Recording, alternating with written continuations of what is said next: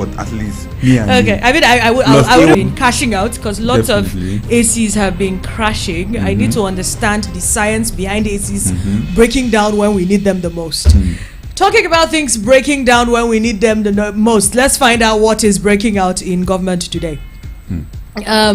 Yesterday we dealt with the issue of budget planning and how there was lots of chaos and drama, in the plenary session that happened in the House of Assemblies yesterday. Well, today the lawmaker representing the Abia South Senatorial District, that's Eyima Abaribe, clarified the discrepancies in the sharing of the zonal intervention project fund. I think we were having a chat about it just before we came on air. Now, if you recall, yesterday we spoke about Cross River North Senator. That's Jaribe, right? Exactly. Yesterday he said that ranking senators got 500 million naira and he got nothing, and he made the assertion on the floor of the Senate, and that led us to another off your mic situation, and it was very, very not pleasant to watch. It was funny but not hilarious, funny, like ridiculous to watch. Well, Jaribe said what he said, and on Arise TV today, Abaribe denied receiving any 500 million naira as alleged by his colleague. He then said he got 266 million naira from the money that was allocated to members of the National Assembly in the 6 geopolitical zones. Now, he also explained that from some zones like the Northwest that has 7 states, they would expectedly get less than what he got, because the Southeast has just 5, just about 5. And he said, I have been saying that all fingers are not equal, and by privilege of office, certain people will get some things that others wouldn't. He said certain people will get, but not every senator gets an equal amount. There are 6 zones in the country, and everybody gets its own 10 billion naira intervention. Now, if you are from the Northwest zone, because you have 7 states, the senator will get less than me, who comes from 5 states, a zone that has 5 states within their zone. Let's listen to what you think about it generally. This revelation, the back and forth of senators saying, oh, we are sharing funds and we are not getting, because I mean, it's easy for Nigerians to hear that and think, you're sharing funds? I mean, is this money that is going into your personal pockets, or are they for particular projects? So help us clarify, what are these monies for, and what is this whole back and forth about in the real sense of it? I think practically we established some of these facts yesterday in our discussion. I said most of those monies are not meant for the senators themselves. They are meant for their constituency, tied to a particular project. Just like Abaribe have went ahead to clarify today on one of the national TV and saying that there was money meant for the 6 geopolitical zone, and those monies were for constituency issues, project, infrastructural development, and thereabout. If you recall, early when the same 10th National Assembly came into power, there was this 70 billion the government initiated for them in terms of palliative to be able to cushion the effect of the first impact of the removal of fuel subsidy. When they got that 70 billion, you could also recall there was this 800 million that is coming from the World Bank. Then you could also recall there was this intervention money that the president signed, supplementary budget in 2023. These are part and parcel of the money that came in. The National Assembly got their own part, and that part was meant for constituency project to cushion the effect of what was happening in the economy at that point in time, and they shared it through geopolitical zone. And if you can hear what the Abaribe is saying, that his zone has just 5 states, and by the time you share what was designated for the zone, they will get more than zone that have 7 states or zone that have 6 states, and that's what really happened. And in this case, that money is not meant for them personally. We must clarify this. They already have their allowances, they already have their take home pay every month. They already have all the peripheral luxury that they enjoy as a member of National Assembly. But that particular money was for their constituencies, tied to a particular project, for palliative and for other cushioning effect in their constituency. So that's why they got that money. But it was so sad that the money didn't go in a way that it could have been an equal parity. But what we have is that some got more than others as a result of what? The dividing formula that has to do with the numbers of the state in your region or your zone, and number of states, and in terms of the numbers of project inclusive that you are going to carry out. And that's what really happened. So people need to understand that this money is not meant for them personally. It was money meant for project in their constituency. But these senators have a way of doing this. Even if that money is given to them from their constituency, they also have a way of doing the abracadabra with the money, that they will not do what? They may not remit all to the people as expected. Because we have seen it in the way they spend the money. You see them distributing machine, grinding machine, bag of rice, carton of indomie, and you ask yourself, hundreds of them being shared, and they will not go around. Not that they will go to the entire constituency area of their zone or their constituency, but they will just choose a particular local government where they know that they normally do get the highest of their vote from, and they distribute it. I could remember Senator Lamilekon did something very similar just some weeks back. He launched a food palliative project based on the money he also received from National Assembly as a senator, and hundreds of people were giving pack of rice, bag of this, bag of that at the end of the day. But many people in that constituency still didn't get. But at the end of the day, by the time you put together all that he spent on that particular project, it's not up to half of what he got. You get it? So those are the issues that many Nigerians want to ask. That okay, after getting this money, you say you have done this, but did not go round, and that's what normally happen when constituency project money is being given to members of National Assembly. Now, still following the matter, we had what's his name now? Shehu Sani, senator, former senator representing Bauchi. No, Shehu Sani, Kaduna, right? Yes. Yes. Kaduna. He said that this is one of the reasons when talking about the suspension now of Senator Ningi. He said on his X handle that suspension in the Senate means a senator will not be allowed to attend plenary and will be prohibited from attending, committee meetings and participating in oversight functions. His salary, his allowances, and all his entitlements will be blocked for the period of time that he's being suspended. He then goes ahead to say, besides the fact that he's not going to have access to his office, he's expected to not be seen within the premises of National Assembly till that suspension has been lifted. When he publicly, now according to him, let me just quote him, he said, when I publicly disclosed the salaries of running costs of lawmakers, it was the then Senate President that saved me from suspension. From suspension, if you talk too much, your body go tell you. That is why even the opposition no fit oppose at all.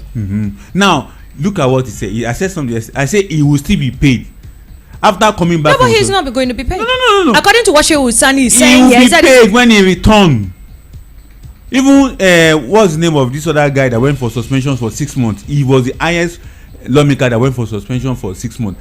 If I could recall his name, he's from Kano State. He's a senator under NNPP currently.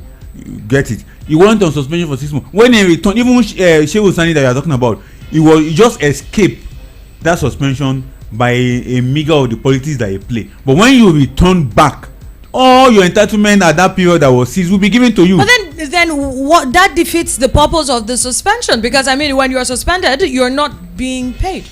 Because in their own understanding, their own suspension is not without pay.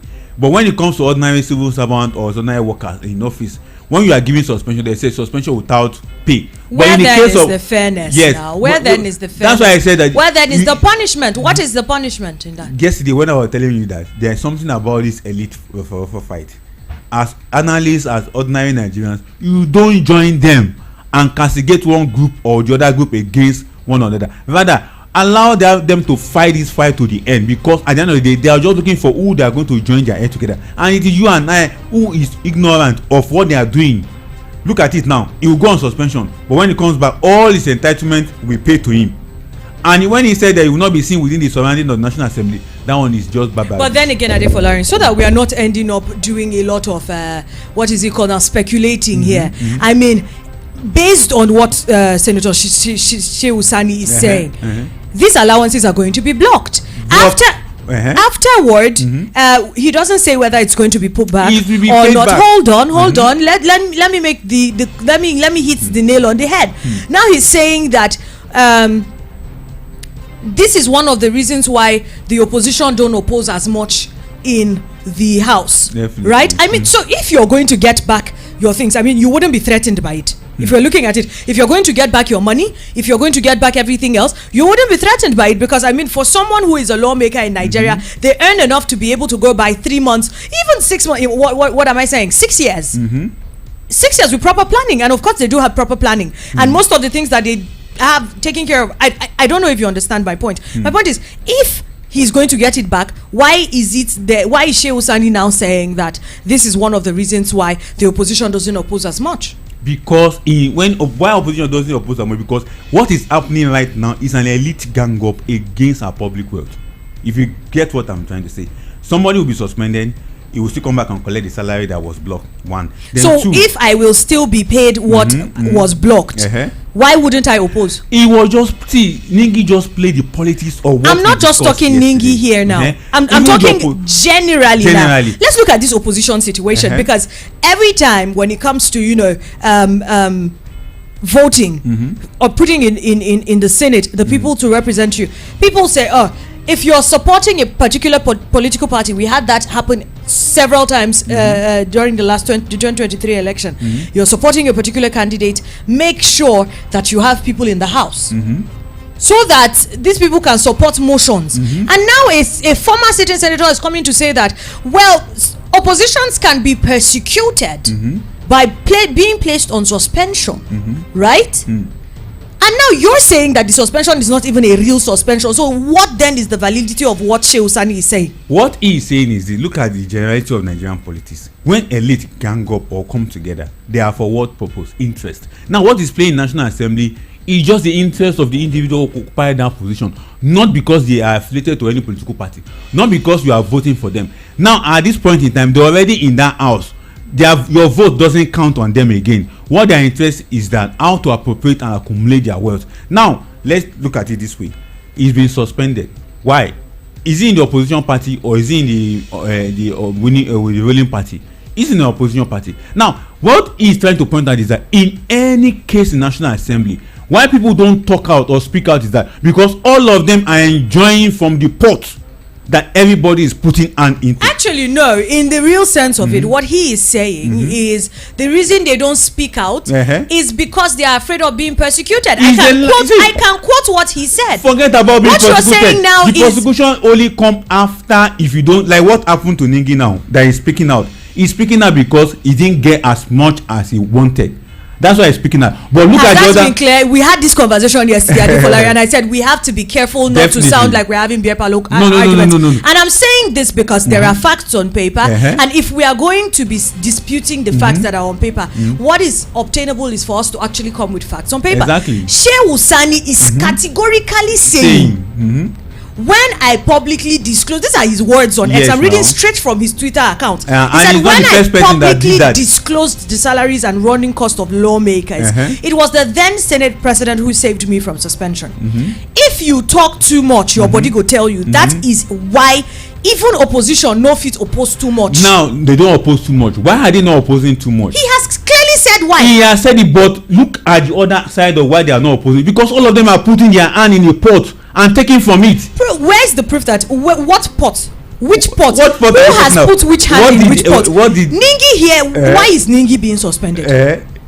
Why is he suspended? He suspended. His suspension come as a result because he didn't get as much as he has wanted as a senator representing Bauchi State. Now look at what as much as he wanted. Yes. Is that what was written on paper, or is that your belief? You see that these are the issues. These are the issues. Okay. Look at what what's his name? Senator Abaribe was saying that the money that they give, that he didn't go 500. That's Abaribe. That is Abaribe. Look at it. Why was Ningi being suspended? Is the question. Blessing. Look at it this way. Now Abaribe says something. Jeremy say some high-ranking senators and senior senators got 500 million. Abaribe came and said he's a senior senator, has been in the Senate for more than 15 years or 14 years. It should be regarded as, I said I didn't get 500 million naira, but based on the sharing formula according to my region, my region got more than what some region got, who even have 7 states. Now look at it this way. Now, did Abaribe oppose anything, the sharing formula? He never. And he's from the opposition party. Now, look at the other person that is also from the opposition party who opposed some of those things because he felt that he didn't get as much as he wanted. Now look at what Shehu Sani say if you talk too much your body go pain you, in a sense that if they give you something in National Assembly and you feel that is not enough for you, you do what you keep quiet because you're already part and parcel of the according to what he said, I'm refusing to agree with you for one reason. I'll tell you why. Because I do my best to avoid speculations. Exactly. Assumptions, they say. Einstein said this. He said assumption is the lowest form of intelligence. We cannot begin to assume simply because I understand why Nigerians will not trust any level of government. It's because time and time again they have failed to prove to us. But then again, it's not the 100% of them. We cannot continue to speak as though the 100% of them, the moment they get their hands involved in politics, they are absolutely, they get to do the wrong thing. No, Shehu Sani, we know, had his fair share when he was in the House of Assembly. He had his fair share of persecutions. He stood up for what he believed was right. Alongside many other senators. It's not all of them that go there and go there and say, oh, because now we don't need votes anymore, we are going to put our hands into dirty waters and swim alongside with the people that do. I don't want to believe that it's 100% and we've completely lost faith, or we should completely lose faith in the quality of people we have running our House of Assembly. But then again, the reason I'm not agreeing with what you're saying is because he clearly said what he said. This is not one of those. Let's expose and unravel what he said with facts. With the fact, the 166 million naira SUV they got, was it fact or not? Why did everybody embrace it and collected that 166 million naira vehicle? Was it written in law that they should be bought that kind of amount of vehicle? But was it passed? Was it passed through what? Is it illegal? Was it illegal or unethical? Both. Because there is nowhere in our constitution that stipulates that National Assembly members should be bought. If it's not written that they should buy it, that means it's not written that they shouldn't buy it. Definitely. So it's not illegal. So it's not illegal. You can question the ethicality of that, the ethics of that. I beg your pardon, but you cannot. I don't think that it is our place to question the legality of it. Are we saying that the budget of those vehicles are illegal? We didn't tested it in law. If we have tested it in law, such amount of money will never be spent. That is exactly where I was waiting for us to get to. Why are we not testing things? When I asked you that question yesterday, and you had a different mindset about it when I was asking why are we not testing the truth about what it is Ningi is saying. The speculations that there are double budgets, why is it not being tested to prove that there is actually just one budget being passed, and it's not that one is a facade where we are saying this is what is written all out, but what they are going to be implementing is down. And you said, well, he has to prove it. Why are we not trying to make our lawmakers hold our lawmakers accountable for their lax statements? And I said something yesterday. I said until we review the law that even create the opportunity for them to enjoy the luxury that they are enjoying. Without that, reviewing the law, Adefolarin, I beg to differ. Reviewing the law, and after this I'll let you talk because it feels like I've been cutting you short a lot. Reviewing the law is a long term. It's not a long term. It's a long term solution. There can be a short term solution. How do we get them to review the law? The issue is that, just like you said, why are we going to test these issues or test some of these facts around them? If there is no law to back us up to test it, there is no way we can get the actual result that we want. Take for example the investigation the National Assembly normally conduct. It doesn't bind on the executive to implement some of the recommendations. But if there's a law that foster that on them, that once there is a recommendation from National Assembly on a particular issue, it should be implemented. Do you think everybody will let it go like that? It will be implemented. But the fact remains that most of the laws that we have not been tested in regards to the implementation of some of these issues that comes out from National Assembly. Now, if you allow me to go back to the Shehu Sani issue, well, he said that if you talk too much, your body go hear up. If you talk too much in the sense that if you expose them in a way that you yourself, in one way you implicate yourself, that's one. Then number two, after implicating yourself, you will be the scapegoat among them. Just like aren't we supposed to be pushing for a Nigeria where people are tired, even the people that are involved in the illegalities and the things that are bringing this nation down? Aren't we supposed to be advocating for a Nigeria where you know that your hands are dirty, but you will still expose it for the greater good of Nigeria? Because we sit here in this studio every other day and we're advocating for a better Nigeria, for a Nigeria where people are putting the country first before they put self. And now Shehu Sani is saying if you try to do that, you're going to be persecuted. Why are we not looking into, and I said this yesterday, why are we not seeing this Ningi situation as a persecution? It's already as there. him being witch hunted for trying to reveal. I mean, look, what's his name? His microphone was put off the moment he said that there was sharing that did not go the way he was supposed to go. Why was he not allowed to finish his statement? And somebody, why are some things being cut? Somebody have helped him to expose that and said individual issues.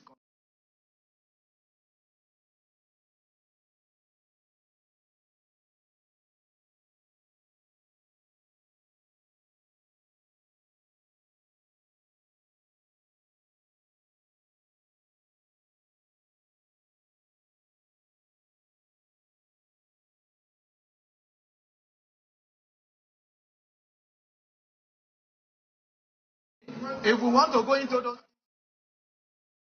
many people have already know what National Assembly is meant for. People have been calling that. Why do you think people are saying that we should have a parliamentary system? Why do people think that people are saying we should have a voluntary system of people in National Assembly? It is because of these shenanigans and frivolous activities in terms of the commonwealth of Nigerians are being shared in a way that is not expected. So what do they even need all the money they are sharing for? As I already pointed out, the money was given to them, tied to them for a project, but many of them don't execute that project 100% with the money. So what do they do with the rest of the money? In December, rice was given to all of them in National Assembly to go and give to their people. How many of them went back and shared the rice? That's a simple aspect of the palliative that the government have in mind to give to the people. Then talk about projects being tied to the regions. I mean, when I'm constantly saying that we have to hold our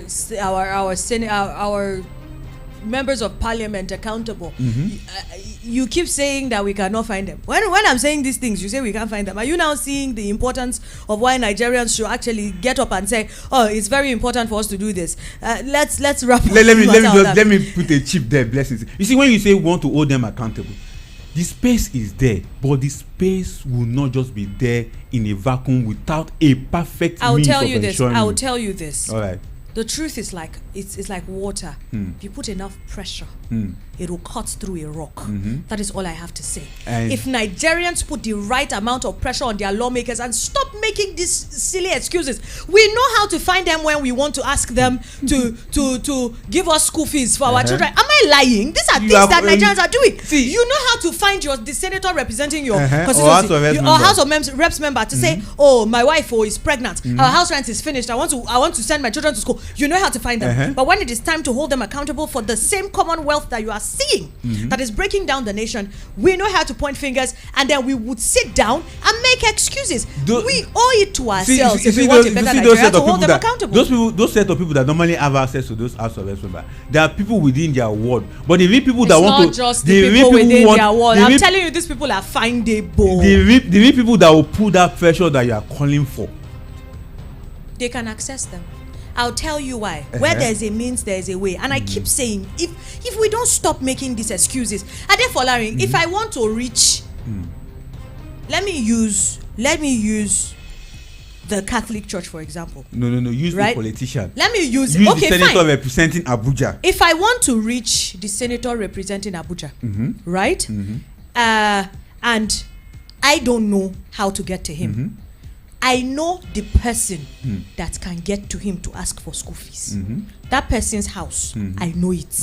If I put the right amount of pressure on that person, I will get access to that man. We know these people are not ghosts. They live within us. We just don't have the right motivation, and that is what keeps for real. And that is what keeps breaking my heart. Because if the state of the nation as it is not enough motivation for us to actually get up and tell these people, you have a responsibility. You were put there for a reason, and we stop doing say baba and ranka shidede to the thieves that we know are stealing from us, and lifting our hands up when we're supposed to be stopping their cars on the road and asking them the pertinent questions. These people pass through our streets. How many are there? They are less than 1% of this. And no, I am not asking anybody to pick up arms or stone anybody's car. I am saying if you put enough pressure, if you ask the right questions, if you put eyes, we have seen what pressure has done. Why was SARS scrapped? Forget that there was before EndSARS became what EndSARS became. When the right pressure was being put, even before the protests became very, very serious, they sat up. Why did the 2023 election hold the way that it held? It was because the right amount of pressure was put. The right questions were asked. We do have tools. If we don't use these tools and we keep making excuses, Adefola, we're never going to go through. And if you don't allow me to move to the next story, Adefola, you know why this is very interesting. I'm someone who have participated in pressures at the bottom to the top, but we have realized our lessons and inspiration. After putting those pressure on it, as you rightly pointed out, the motivation that will get the pressure to the right point is the love of the land. That is just it, final. I'll tell you this. We need to change the constitution, yes. But we cannot keep trying to find loopholes in why we are not doing what we should do. Continue putting the pressure until the constitution is being looked at. Because the moment you are lax, I tell you what, we've seen, we've read posts, we've read tweets by people in government that will come out, they'll come on social media and say, well, you talk about it for a week or two and you'll stop. Why do you think that in that week or two, their only hope is the fact that after 2 weeks, you would be quiet about it? Because I still stand on the grounds that if Nigerians continue to put the actual amount of pressure and they do not go to sleep, these people will sit up and do their jobs. There is a reason why the former governor of Plateau State, what's his name now? Senator John David Jang, in the first 6 months of his administration at a time in Plateau State, or I don't know whether it was, I can't place whether it's first or second term, civil servants sat up. There was no longer sitting under trees. It was because he can come into your office at any time. If you have nobody holding you accountable, you won't get the job done. Nigerians have proven to be incapable of holding themselves accountable. And until we continue to put the pressure, why did the civil service go back and sleep? Say civil service go back to sleeping because he stopped checking. Or maybe he put some people to check and then the people stopped checking. He stopped checkmating the people that were supposed to checkmate the people that were supposed to do their jobs. So we cannot say that because for 20 years we tried to get the attention of these individuals and we were being held down by the constitution. Now we know that the constitution is the problem. Push for the shift of the constitution and stop being lax about it. That's what Nigerians need to do. That being said, please remember you can join the conversation on 0700 010 961 961. I promise you, I and Adefola don't get into it like this every night. 0700 010 961 961. The next story we're going to be looking at, and I really wish we had more time to look into it because it affects the economy of the nation one way or another. Nigeria has reopened its borders, air and land borders to Niger Republic. So Ajuri Ngelale, who is the president's media aide, did release a statement today saying that there's a directive by the president in compliance with the decisions of the ECOWAS authorities of heads of states and government that the sanctions that have been put on Niger Republic, Mali, and the likes of them, Niger, Mali, Burkina Faso, and Guinea would be lifted. So travel bans on the government officials and their family members also stand lifted, according to the statement. Tinubu lifted the suspension of all commercial and financial transactions between Nigeria and Niger, as well as the freeze of all service transactions, including utility services and whatnot. My first question to you is, as a political economist, how does this affect the economy of Nigeria?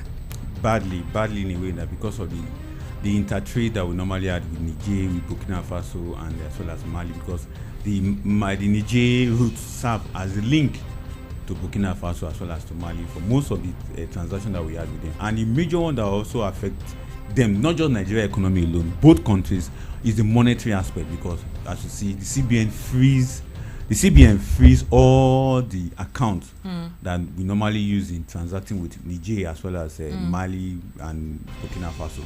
But now that it has been lifted, it means that there will be lifeline for businesses as well as transaction within the corridor of Nigeria, Niger, Mali, and Burkina Faso, the economic string. And also forget that most of the utility and basic items, manufactured items made in Nigeria, find their way into those countries. So it is easy for the manufacturers to begin to transport and take their wares down to those countries easily. And also forget that food and agricultural product within the two countries, or the 4 countries per se, will also be expressly delivered within this period. And not just Nigeria alone, even Ghana too have opened their border, and the rest of the West African coast that close their border against Niger, Mali, and Burkina Faso. which is to say that the sanction has been lifted and now there can be easily official trade between the two countries. But that doesn't mean that the Malian junta, the military government, is ready for democracy. They are still holding on to power. They are still dictating when they are going to hold election, because what they really want is that ECOWAS should not tell them when to hold election, and ECOWAS should not tell them when election must take place in their country. At their own time, at their own space, they are going to hold election. But the economic sanction has really dealt with them, particularly the flying zone, whereby airplane from Nigeria cannot fly into Niger or Burkina Faso and Mali. So people want to travel by air now have a new leaf to travel by air and other means. And guess what? As expected, most of our brothers from the north will be happy for it, especially those ones that have great inter-trade relationship with Niger, Mali, and Burkina Faso. So it's a good one for them.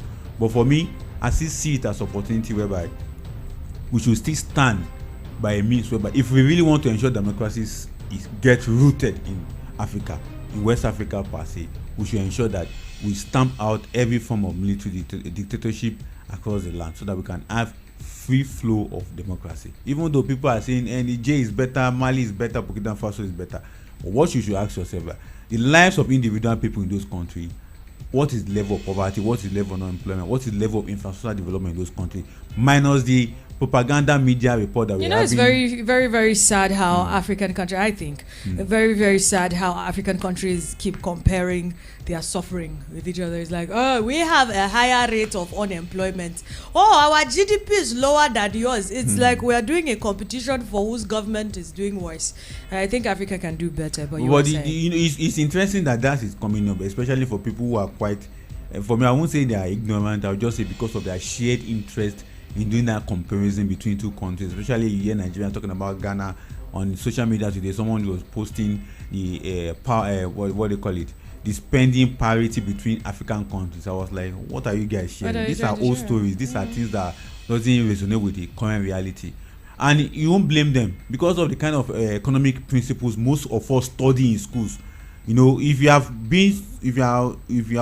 the opportunity to study critical economics, you discover that some of the economic principles that we are applying in Africa is not homegrown, is not helping the economy of Africa, and that's why poverty remains. I'm going to quickly take in a minute, because we just have 1 minute before the show is over. I'll take some of the comments we have. Anuola Michael, are we to celebrate this, or of what good is it? Because the last time I checked, petrol was exported illegally by some notable wealthy northerners to Niger, and that hasn't been tackled yet. Do you want to say something about that real quick? I think it has been one of the challenges, not just in Nigerian thing. Smuggling and oil theft has become a challenge, because those countries we mentioned, they don't have oil, they don't have gas. They depend on countries like Nigeria and Ghana for the exportation and smuggling of those products. So what do you expect? And that's one of the reasons why the juntas, the military juntas in Burkina Faso, Mali, and Niger said strongly that the sanctions have affected them economically. And I see a lot of people who supported that the sanctions should be lifted. And I ask, if you really want democracy to thrive, and you don't want military to begin to shake up the African politics, then you must do something strongly. But on the other way around, you look at the individual people that are there. It is the people that are suffering. We also look at our own economy. What has happened to Nigerian economy? With smuggling paving way, with our oil and gas being smuggled out of this country in a way that it helped them and relieve their own economy. It's a challenge. And that's why you see that many people are jubilating that this particular land border closure with Niger has been lifted. Yeah. Because it's interest. All is about interest. And that's what I can say for now. All right, thank you very much for being a part of the program today again. And Ramadan Karim, I'm going to keep saying this to you every day. All right, thank you very much. So that you don't forget to give me my Salah package. Exactly. But it's all over. Thank you very much for being a part of the program. And thank you for listening and sharing your views as well. Of course, VIP round-off tomorrow. Same time, 7 p.m. right here on Voice of the People, 96.1 FM Abuja. My name is Chinwe Blessing. And as usual, I would close by saying these words. You owe it to yourself, your family, generations yet unborn, to seek the interest of Nigeria first, even before you seek your personal interest.